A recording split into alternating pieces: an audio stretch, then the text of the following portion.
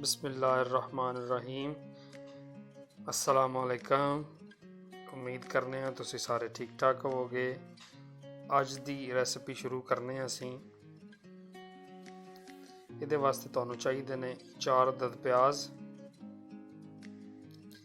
उस तो बाद अदरक, लसन, सब्ज़ मिर्च, मसाला जात दे विच मेथरी, नमक, सौंफ, हल्दी, दालचीनी, सब्ज़ इलायची, ज़ीरा, काली मिर्च।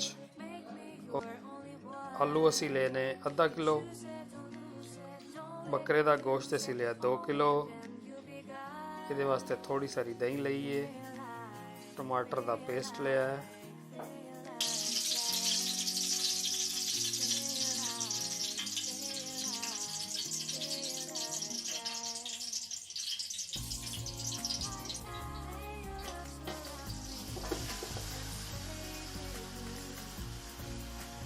जी तेल असी पा के गोश्त जड़ा है वो थोड़ा जा भुनाई कर लाँगे। जी सर, मटन वाले गोश्त की बुनाई इस वास्ते करी दी है कि ये जी थोड़ी सारी चर्बी है वो ख़त्म हो जाए। ये चर्बी ख़त्म करने वास्ते भी बुनाई करी। जी सर, ऐ चेक करो, असी सिर्फ 3 मिनट बुनाई की है इस गोश्त की। तो देख लो, ये कोई चर्बी नहीं रही, बिल्कुल बिल्कुल किसी किस्म की कोई चर्बी नहीं रही। जी सर, देखो बुनाई तो बाद असी पान लगे हैं जोड़े साढ़े ड्राई मसाला जात सी, जीरा, काली मिर्च, हल्दी वगैरह जितने साढ़े ऐसी पाते हैं। जी सर, मसाले जड़े ने उन्होंने सिर्फ 1 या 1.5 मिनट भुनना है।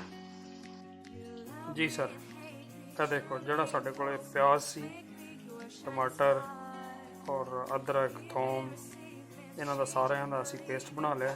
पेस्ट बना के ये असी हुण पा देंगे।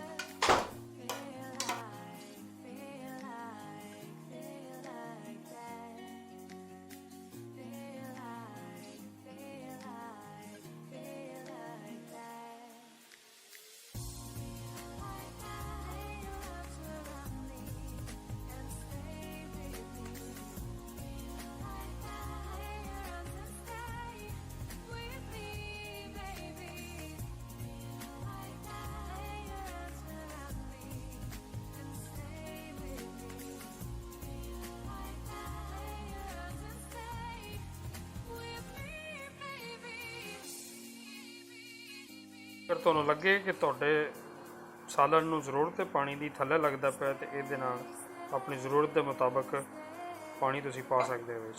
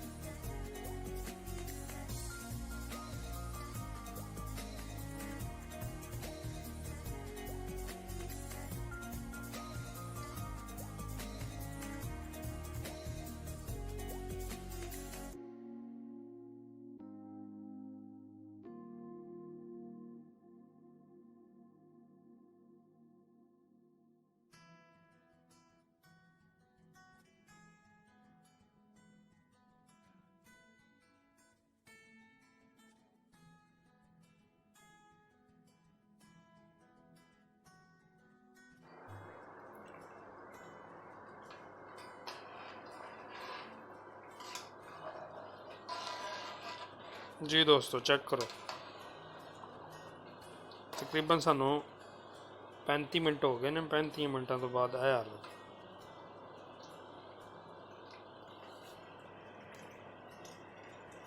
असी आ गए हैं वापस। आ देखो, चेक करो, गोश्त ने हुण अपना बिल्कुल मसाले तो गोश्त तो तेल अलग हो गया।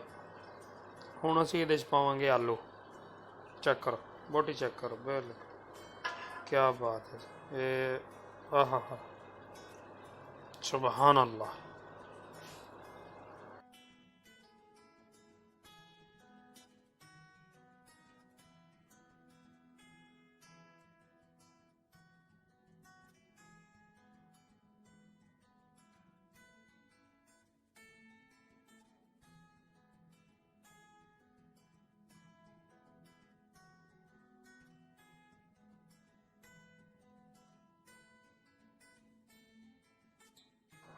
ਇਹਦੇ 'ਚ ਜਿਹੜੀ ਦਹੀਂ ਸੀ ਉਹ ਵੀ ਹੁਣ ਅਸੀਂ ਪਾ ਦੇਣ ਲੱਗੇ ਹਾਂ। ਪਾ ਦਿਓ ਜੀ ਇਹਦੇ ਵਿੱਚ।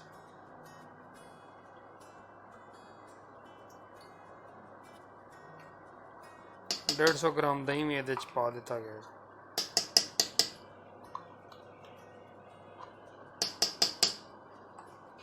ਜੀ।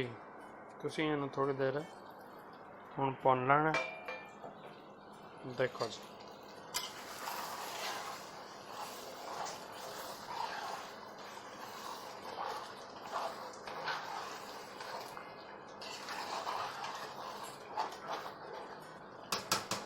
बड़ी प्यारी खुशबू आ रही है, बड़ा बेहतरीन दिसदा पे। चेक करो, देखो जी माशाल्लाह बेहतरीन मसाला।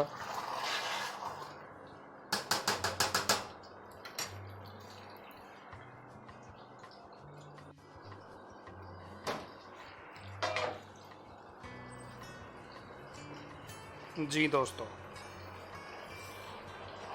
बेहतरीन। ये लो जी दोस्तों, हम असी पानी मिक्स कर देने लगे। पानी ला के तेन रख देंगे दोस्तों। असी हम डिश आउट कर रहे हैं। देखो जी, ये तुम खा के चेक करांगे।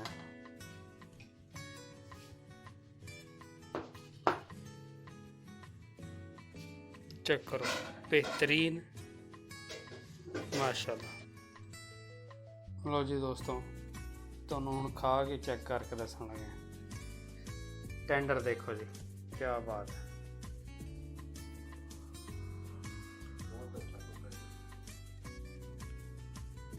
बोटी एक बारी तरोड़ के नाम दसो जी।